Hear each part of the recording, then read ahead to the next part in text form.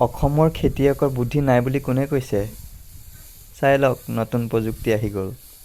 বৰ চালনি গ'ল আৰু। এইবিলাক প্ৰযুক্তি অসমৰ বাহিৰ নহয় যেন।